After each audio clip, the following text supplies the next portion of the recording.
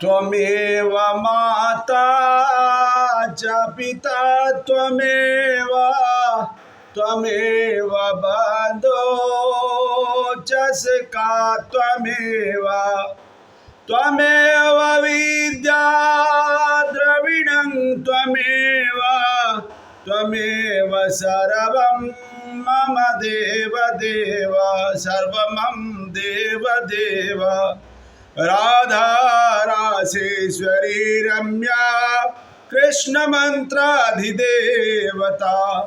सर्वद्या सर्ववन्द्या वृंदावन विहारिणी वृंदा राधा रमाय शेष गोपी पूजिता सत्या सत्य परा सत्य भामा श्री कृष्ण प्राणवल्लभा वृषभानुसुता गोपी मल प्रकृतेश्वरी गंधर्वाराधिका रम्या रुक्मिणी परमेश्वरी परापरा पूर्णा पुंद पूर्ण चंद्रमा विभानना भव्या भुक्ति मुक्ति प्रदायिनी भव्याधि विनाशिनी। श्रीमद्भागवत महापुराणाय दशम स्कंदाय अष्टपंचादशाध्यायः। श्रीशुक उवाच एकदा पांडवान् द्रष्टुं प्रतिनान् पुरुषोत्तमः इंद्रप्रस्थं गतं श्रीमान युयुधानाभिवृद्धः। श्री सुखदेव गोस्वामी ने कहा, एक बार परम ऐश्वर्यवान भगवान पांडवों को मिलने हेतु इंद्रप्रस्थ गए, जो पुनः जनता के बीच प्रकट हो चुके। श्री भगवान के साथ युयुधान तथा अन्य संगी थे। दृष्टाम तमागतम पार्था मुकुंदमेखिलेश्वरम उतस्थो योग पाद्विरा प्राणा मुख्य मिवागतम। जब पांडवों ने देखा कि भगवान मुकुंद आए हैं, तो पृथा के वे वीर पुत्र एक साथ उसी तरह उठ खड़े हुए जिस तरह इंद्रियां प्राण के वापस आने पर सचेत हो उठती हैं। इन वीरों ने भगवान अच्युत का आलिंगन किया और उनके शरीर के स्पर्श से उन सब के पाप दूर हो गए। उनके स्नेहिल हास्य युक्त मुखमंडल को देखकर वे सब हर्ष से अभिभूत हो गए। युधिष्ठिराभिमस्य कृत्वा पादाभिवंदनम फाल्गुनम परेरभ्याथ यमाभ्याम चाभिवंदिता। युधिष्ठिर तथा भीम के चरणों पर सादर नमस्कार करने तथा अर्जुन का प्रगाढ़ आलिंगन करने के पश्चात उन्होंने नकुल तथा सहदेव जुड़वा भाइयों को भी नमस्कार स्वीकार किया। पांडवों की नवविवाहिता पत्नी, जो कि दोष रही थी, धीरे धीरे तथा कुछ कुछ शर्माते हुए भगवान श्री कृष्ण के पास आई, जो उस समय उच्च आसन पर बैठे थे, और उन्हें नमस्कार किया। सात्यकी ने भी पांडवों से पूजा तथा स्वागत प्राप्त करके सम्मानजनक आसन ग्रहण किया, और श्री भगवान के अन्य संगी भी उचित सम्मान पाकर विविध स्थानों पर बैठ गए। तब श्री भगवान अपनी बुआ महारानी कुंती से मिलने गए। वे उनके समक्ष झुके और उन्होंने उनका आलिंगन किया, तो अति स्नेह से उनकी आंखें नम हो गई। भगवान श्री कृष्ण ने उनसे तथा उनकी पुत्रवधू द्रौपदी से उनकी कुशलता पूछी, और उन्होंने श्री भगवान से उनके द्वारका के संबंधियों के विषय में पूछा। महारानी कुंती प्रेम से इतनी अभिभूत हो गई कि उनका गला रुंध गया और उनकी आंखें आंसुओं से भर गई। उन्होंने तमाम कष्टों का स्मरण किया जिन्हें उन्होंने तथा उनके पुत्रों ने सहा था। इस तरह उन्होंने भगवान श्री कृष्ण को संबोधित करते हुए कहा, जो अपने भक्तों के समक्ष उनका कष्ट भगाने के लिए प्रकट होते हैं। तदैव कुशलम नो भूत्सा नास्ते कृता वयम यतिन्ना स्मरता श्री कृष्ण भ्राता में प्रेषित अवस्थया। महारानी कुंती ने कहा, हे श्री कृष्ण, हमारी कुशल मंगल तो सभी आश्वस्त हो गई। अब जब आपने अपने संबंधियों का अर्थात हमारा स्मरण किया और मेरे भाई अक्रूर जो हमारे पास भेजकर हमें अपना संरक्षण प्राप्त किया, आप जो ब्रह्मांड के शुभ चिंतक मित्र एवं परमात्मा है, उनके लिए अपना तथा पराया का कोई मोह नहीं होता, तो भी सबके हृदयों में निवास करने वाले पाप उनके कष्टों को समूल नष्ट कर देते हैं जो निरंतर आपका स्मरण करते रहते हैं। युधिष्ठिरौवाच किं नाचरितं श्रेयो न वेदामीश्वरा योगस्वराणां दुर्दशो यत्नो दृष्टकुसुमे धाम। राजा युधिष्ठिर ने कहा, हे परम नियंता, मैं नहीं जानता कि हम मूर्खों ने कौन कौन से पुण्य कर्म किए हैं जो आपके दर्शन पा रहे हैं, जिसे महान योगी विरले ही कर पाते हैं। जब राजा ने भगवान श्री कृष्ण को सबके साथ रहने का अनुरोध किया तो वर्षा ऋतु के महीनों में नगर के निवासियों के नेत्रों का आनंद प्रदान करते हुए भगवान सुखपूर्वक इंद्रप्रस्थ में रहते रहे। एक बार बलशाली शत्रुओं की हंता अर्जुन अपना कवच पहनकर हनुमान से चिन्हित ध्वजा वाले अपने रथ पर सवार होकर अपना धनुष तथा 2 अक्षय तुनीर लेकर भगवान श्री कृष्ण के साथ एक विशाल जंगल में शिकार कर खेलने गए जो हिंस पशुओं से भरा था।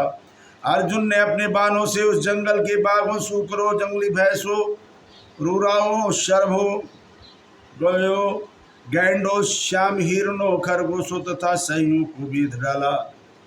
नौकरों का एक दल मारे गए उन पशुओं को राजा युधिष्ठिर के पास ले गया जो किसी विशेष पर्व पर यज्ञ में अर्पित करने हेतु योग्य थे। तत्पश्चात प्यासे तथा थके होने के कारण अर्जुन यमुना नदी के तट पर गया। दोनों कृष्णों ने वहां स्नान करने के पश्चात नदी का स्वच्छ जल पिया। तब दोनों महारथियों के पास टहलती हुई एक आकर्षक युवती दिखाई दिया। अपने मित्र द्वारा भेजे जाने पर अर्जुन उस असाधारण युवती के पास गया। वह सुंदर, नितंब, उत्तम दांत तथा आकर्षक मुख वाली थी। उसने इस प्रकार पूछा, का त्वं कस्यासि शृणोति कुतो वा किं चिकर्षसि मन्येतां परिमिच्छन्ति सर्वे कथ्यं शोभने। अर्जुन ने कहा, हे सुंदर कटी वाली, तुम कौन हो? तुम किसकी पुत्री हो? तुम कहाँ से आई हो? तुम यहाँ क्या कर रही हो? मैं सोच रहा हूँ कि तुम पति की आकांक्षी हो। हे सुंदरी, कृपया मुझसे प्रत्येक बात बतला दो। कालिन्युवाच अहम देवस्य सविता दुहित पतिमिच्छति विष्णुवरेण्यं वरदं तपः परमास्थितम्। श्री कालिंदी ने कहा, मैं सूर्यदेव की पुत्री हूँ। मैं परम सुंदर तथा वरदानी भगवान श्री विष्णु को अपने पति रूप में चाहती हूँ, इसलिए मैं कठोर तपस्या कर रही हूँ। नान्यम पति वृणे विरणम त्रमिते श्रीनिकेतनम तुष्यताम मेषा भगवान मुकुंदो नाथ संश्रया। जो लक्ष्मी देवी के आश्रय है उनका छोड़कर मैं कोई और पति स्वीकार नहीं करूँगी। वे भगवान मुकुंद जो कि अनाथों के आश्रय हैं, मुझ पर प्रसन्न हो। मेरा नाम कालिंदी है और मैं अपने पिता द्वारा यमुना जल के अंदर निर्मित भवन में रहती हूँ। मैं भगवान अच्युत से भेंट होने तक यहीं रुकूंगी। श्री सुखदेव गोस्वामी ने कहा, अर्जुन ने ये समस्त बातें भगवान वासुदेव को से बतलाई जो पहले से इनसे अवगत थे। तब श्री भगवान ने कालिंदी को अपने रथ पर चढ़ा लिया और राजा युधिष्ठिर के पास वापस चले गए। एक पुरानी घटना बतलाते हुए सुखदेव गोस्वामी ने कहा, पांडवों के अनुरोध पर भगवान श्री कृष्ण ने एक अत्यंत अद्भुत एवं विचित्र नगरी का निर्माण विश्वकर्मा से करवाया। श्री भगवान ने अपने भक्तों को प्रसन्न करने हेतु उस नगरी में कुछ समय व्यतीत किया। एक अवसर पर भगवान श्री कृष्ण ने अग्नि को दान के रूप में खांडव वन देना चाहा, अतः वे अर्जुन के सारथी बने। हे राजन, अग्नि ने प्रसन्न होकर अर्जुन को एक धनुष, श्वेत घोड़ों की एक जोड़ी, एक रथ, कभी रिक्त न होने वाले 2 तुनीर और एक कवच दिया जिसे कोई योद्धा हथियारों से भेद नहीं सकता है।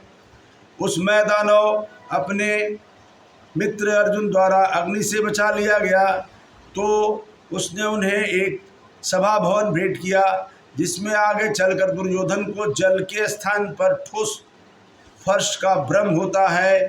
तब अर्जुन तथा अन्य शुभचिंतक संबंधियों एवं मित्रों से विदा लेकर भगवान श्री कृष्ण सात्विक तथा अपने अन्य परिचरों द्वारा द्वारिका लौट गए।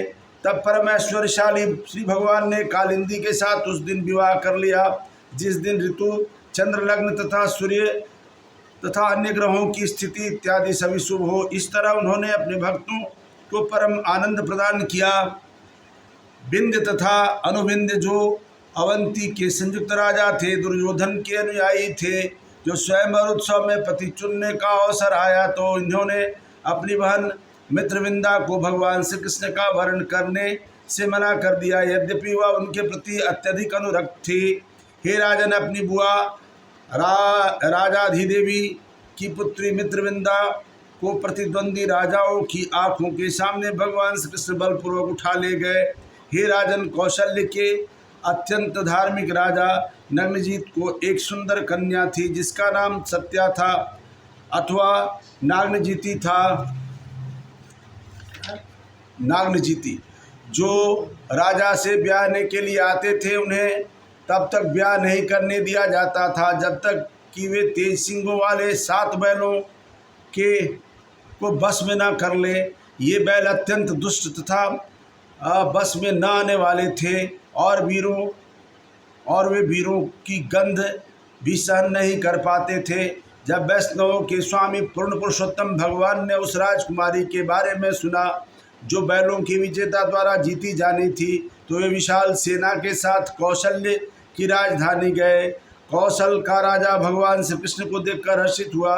उसने अपने सिंहासन से उठकर तथा प्रतिष्ठित पद एवं पर्याप्त उपहार देकर भगवान श्री कृष्ण की पूजा की। भगवान श्री कृष्ण ने भी राजा का आदरपूर्वक अभिवादन किया। जब राजा की पुत्री ने देखा कि वह सर्वाधिक उपयुक्त दूल्हा आया है तो उसने तुरंत ही रमापति भगवान श्री कृष्ण को पाने की कामना की। उसने प्रार्थना की कि वे मेरे पति बने। यदि मैंने व्रत किए हैं तो पवित्र अग्नि मेरी आशाओं को पूरा करे। देवी लक्ष्मी, ब्रह्मा जी, शिव जी तथा विभिन्न लोकों के शासक उनके चरण कमलों की धूलि को अपने सिरों पर चढ़ाते हैं, जो अपने द्वारा निर्मित धर्म संहिता की रक्षा के लिए विभिन्न कालों में लीलावतार धारण करते हैं। भला वे पूर्ण पुरुषोत्तम भगवान मुझ पर प्रसन्न हो सकेंगे? कैसे हो सकेंगे? सर्वप्रथम राजा नग्नजीत ने श्री भगवान की समुचित पूजा की और तब उन्हें संबोधित किया। हे नारायण, हे ब्रह्मांड के स्वामी, आप अपने आध्यात्मिक आनंद में पूर्ण रहते हैं, अतः तुच्छ मनुष्य आपके लिए क्या कर सकता है? सुकौवाच तमाह भगवान हष्टा कृतासन परिग्रह मेघा गंभीरया वाचा संस्कृत कुरुनंदना।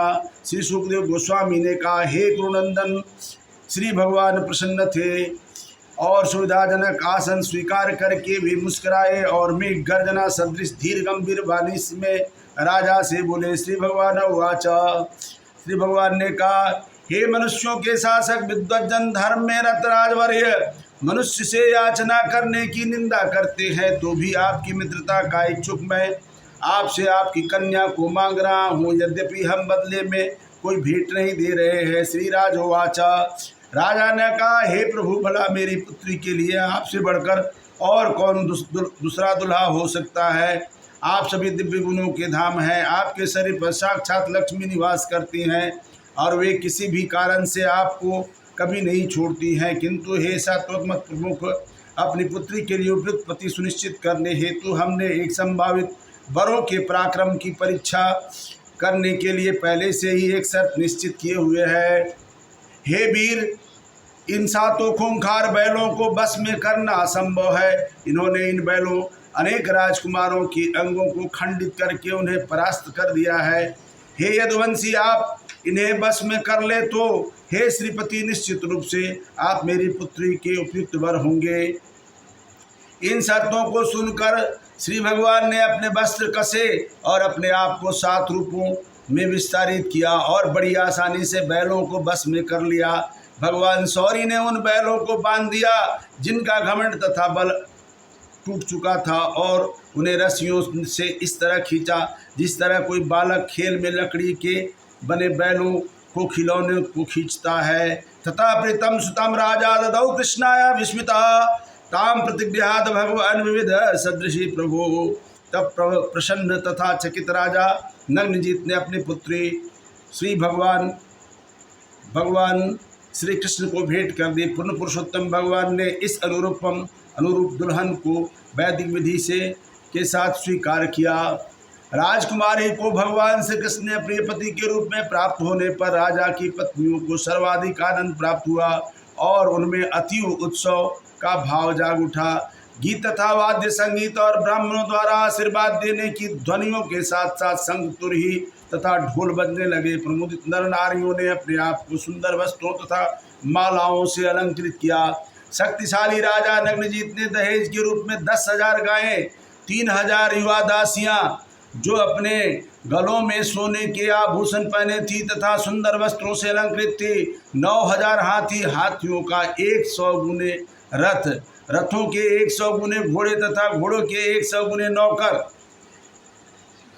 दिए। स्नेह से द्रवीभूत हृदय से कौशल के राजा ने वर वधू को उनके रथ पर बैठा दिया। तब एक विशाल सेना के साथ उन्हें विदा कर दिया।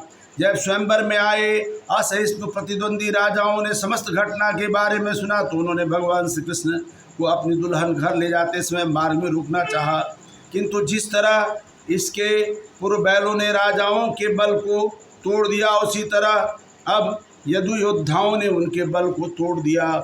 गांडीवधारी धनुष अर्जुन अपने मित्र भगवान श्री कृष्ण को प्रसन्न करने के लिए सदैव उत्सुक रहता था, अतः उसने समस्त प्रतिद्वंदियों को भगा दिया। जब श्री भगवान पर बाणों की झड़ी लगाए हुए थे उसने यह सब वैसे ही किया जिस तरह एक सिंह क्षुद्र पशुओं को खदेड़ देता है। तब यदुओं के प्रधान भगवान देव की शुद्ध दहेज तथा सत्या को लेकर द्वारका गए और सुखपूर्वक रहने लगे। सुतकृत्य सुताम भद्राम उपमेय पितृवस्सु कैकेयी भ्रातृधृतनाम कृष्ण संत धरणाभि। भद्रा कैकेयी राज्य की राजकुमारी तथा भगवान श्री कृष्ण की बुआ श्रुतिकृति की पुत्री जब संत दर्शन दर्न इत्यादि उसके भाइयों ने उसे भगवान श्री कृष्ण को भेंट किया तो उन्होंने भद्रा से विवाह कर लिया। जब श्री भगवान ने मद्रराज की कन्या लक्षणा से विवाह किया, भगवान श्री कृष्ण अकेले ही उसके स्वयंवर समारोह में गए और उसे उसी तरह ले आए जिस तरह गरुड़ ने एक बार देवताओं का अमृत चुरा लिया था।